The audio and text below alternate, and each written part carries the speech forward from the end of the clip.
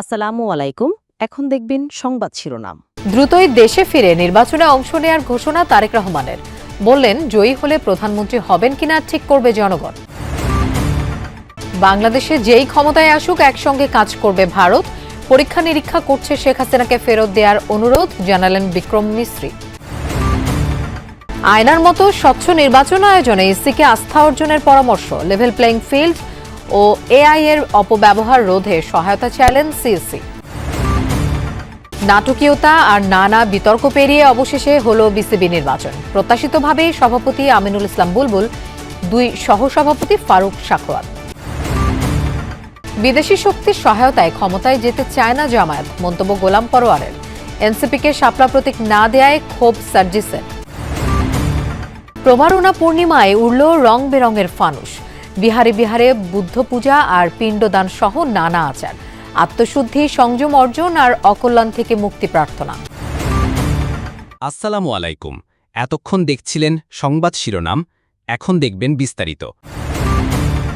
দ্রুতই দেশে ফিরে নির্বাচনে অংশ নেয়ার ঘোষণা দিয়েছেন বিএনপির ভারপ্রাপ্ত চেয়ারম্যান তারেক রহমান।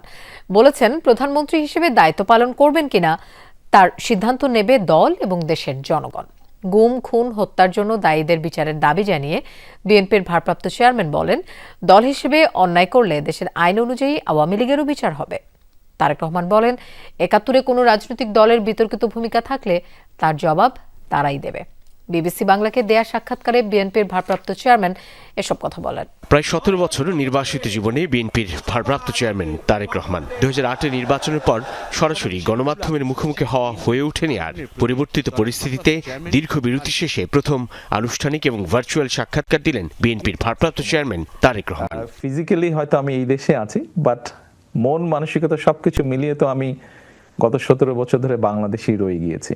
বিবিসি বাংলাকে দেয়া সেই সাক্ষাৎকারের প্রথম পর্বে উঠে আসে অতীত, বর্তমান আর ভবিষ্যতের রাজনীতি প্রসঙ্গ। নেতাকর্মী থেকে শুরু করে দেশের জনগণের বহুল আকাঙ্ক্ষিত দেশে ফেরা ঘিরে জমা প্রশ্নের জবাব দেন তারেক রহমান। উড়িয়ে দেননি নিজের নিরাপত্তা সংক্রান্ত শঙ্কার কথাও। কিছু সঙ্গত কারণে হয়তো ফিরাটা হয়ে ওঠেনি এখনো, তবে সময় তো চলে এসছে মনে হয়। ইনশাল্লাহ দ্রুতই ফিরে আসব। জনগণের সম্পৃক্ত এরকম একটি নির্বাচন হবে, সেখানে তো অবশ্যই আমি নিজেকে দূরে থাকতে পারবো না, আমাকে আসতেই হবে। স্বাভাবিকভাবেই মাঠেই ইনশাল্লাহ থাকবো আমি। আপনি নির্বাচনে অংশ নিচ্ছেন তাহলে? জি, ইনশাল্লাহ। বাংলাদেশের নির্বাচনে যেই ক্ষমতায় আসুক তার সঙ্গেই কাজ করবে দিল্লি, এমনটা জানিয়ে ভারতের পররাষ্ট্র সচিব বিক্রম মিস্ত্রি বলেছেন, অংশগ্রহণমূলক নির্বাচন কেমন হবে তা ঠিক করতে হবে বাংলাদেশের জনগণ ও সুশীল সমাজকে। দিল্লিতে ডিক্যাপ সদস্যদের সাথে মতবিনিময় অনুষ্ঠানে বিক্রম মিস্ত্রি জানান, শেখ হাসিনাকে ফেরত চেয়ে বাংলাদেশের অনুরোধের বিষয়টি পরীক্ষা নিরীক্ষা করছে ভারত। পারস্পরিক সৌহার্দ্য বিনিময়ের লক্ষ্যে ভারত সফরে রয়েছে diplomatic correspondent association of Bangladesh DCAB সদস্যদের একটি প্রতিনিধি দল। সোমবার সকালে দিল্লি সাউথ ব্লকে দেশটির পররাষ্ট্র সচিব বিক্রম মিস্ত্রির সঙ্গে মতবিনিময় করেন তারা।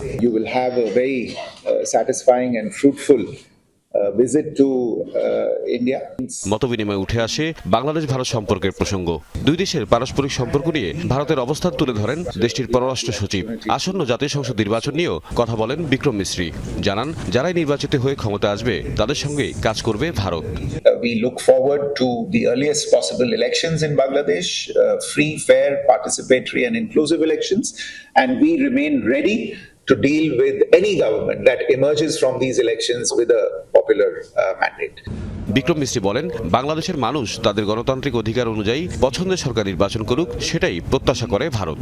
আসছে জাতীয় সংসদ নির্বাচন স্বচ্ছভাবে আয়নার মতো পরিষ্কার করতে চায় ইসি। নির্বাচন কমিশন বিশ্বকে দেখাতে চায় ভোটে কোনো লুকোছাপা হচ্ছে না, বলেছেন সিসিএমএম নাসির উদ্দিন। ইলেকট্রনিক মিডিয়ার প্রতিনিধিদের সাথে বৈঠকে তিনি জানান, নির্বাচনে এআই, অপতথ্য আর ভুল তথ্য মোকাবেলা করা কমিশনের জন্য বড় চ্যালেঞ্জ হবে। গণমাধ্যমের কাজের পরিধি সীমিত না করে স্বাধীনভাবে কাজ করতে দিলে তথ্য প্রযুক্তির অপব্যবহার, প্রোপাগান্ডা ও গুজব অনেকটাই ঠেকানো যাবে বলে মত দেন গণমাধ্যম প্রতিনিধিরা। সুষ্ঠু ও অংশগ্রহণমূলক নির্বাচন আয়োজনে সুশীল সমাজ, শিক্ষাবিদ, গণমাধ্যম, রাজনৈতিক দলগুলোর সাথে সংলাপ শুরু করেছে নির্বাচন কমিশন। ইসি ভবনে দ্বিতীয় দিনের সংলাপে গণমাধ্যম প্রতিনিধিরা ইসির নীতিমালার সমালোচনা করেন। বলেন, গণমাধ্যম ইসির অংশীজন। স্বচ্ছ নির্বাচন আয়োজনে তথ্যের অবাধ প্রবাহ নিশ্চিত করতে হবে ইসিকে। লেভেল প্লেইং ফিল্ড শুধু তফসিল ঘোষণার কার্যকর হবে, এখন থেকে আমাদের কার্যকর করা শুরু করতে হবে। আপনার কোথায় কি মানে এই যে এখনই আপনার অনেক জায়গায় অনিয়ম হচ্ছে, প্রিজাইডিং অফিসার, পোলিং অফিসার, তাদের সঙ্গে যদি আমি কথা না বলি তাহলে আমি স্যার কিভাবে জানবো যে তার উপরে কোনো চাপ আছে কিনা? এই বিষয়গুলো তো স্যার আপনার পক্ষে প্রতিটা কেন্দ্রে গিয়ে সম্ভব না, আপনার অফিসারদের পক্ষে গিয়েও সম্ভব না জানা। এটা জানতে পারবে একমাত্র সাংবাদিকরা। গণমাধ্যম কর্মীরা বলেন, ইসির জন্য বড় চ্যালেঞ্জ আস্থা অর্জন করা। জামায়াতে ইসলামের ব্যাপারে বহির্বিশ্বের আগ্রহ বাড়লেও বিদেশি কোনো শক্তির হাত ধরে ক্ষমতায় যেতে চায় না দল। এই মন্তব্য করেছেন জামায়াতের সেক্রেটারি জেনারেল অধ্যাপক মিয়া গোলাম পরওয়ার। বিকেলে জামায়াতে আমির ডাক্তার শফিকুর রহমানের বসুন্ধরার বাসভবনে বৈঠক করেন বাংলাদেশের সফররত তুরস্কের উপ পররাষ্ট্রমন্ত্রী এবেরিস আকিনজি। বৈঠক পরবর্তী সংবাদ সম্মেলন করেন গোলাম পরওয়ার। তিনি জানান, সব রাজনৈতিক দল সংস্কারের বিষয়ে একমত হলে দেশে সুষ্ঠু নির্বাচন সম্ভব বলে তুরস্কের উপ পররাষ্ট্রমন্ত্রীকে জানিয়েছেন জামায়াতে আমির।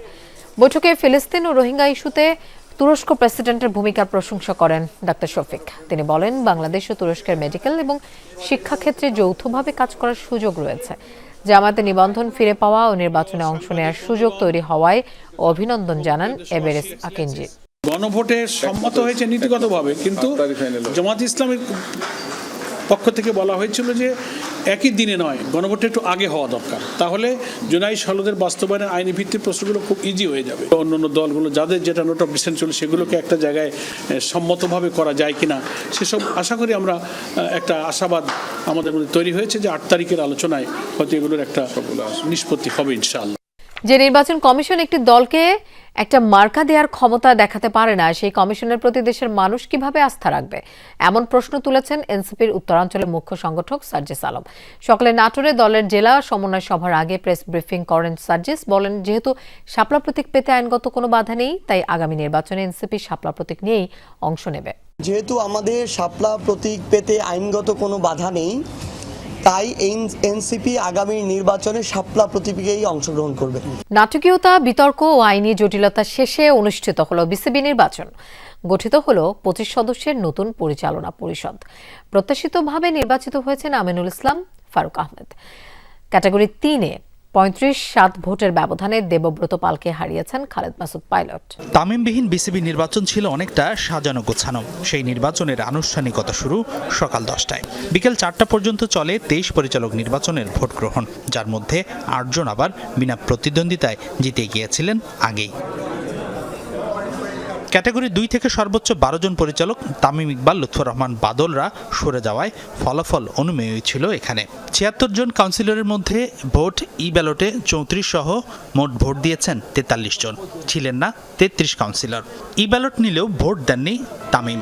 এখান থেকে নির্বাচিত হয়েছেন ফারুক আহমেদ, ইশতিয়াক সাদেক, শানিয়ান তানিম, মেহরাব আলম চৌধুরী, আমজাদ হোসেন, মোকসেদুল কামাল, ফাইজুর রহমান মিতু, মঞ্জুর আলম, আদনান দীপন, আবুল বাশার শিপলু, ইফতেখার রহমান মিঠু ও এম নাজমুল ইসলাম। সমাজ ও মানব হৃদয়ে মুক্ত হোক কলুষ আর অশুভ চেতনা থেকে, এই প্রার্থনায় পালিত হলো বৌদ্ধ ধর্মের দ্বিতীয় বৃহত্তম ধর্মীয় উৎসব শুভ প্রবারণা পূর্ণিমা।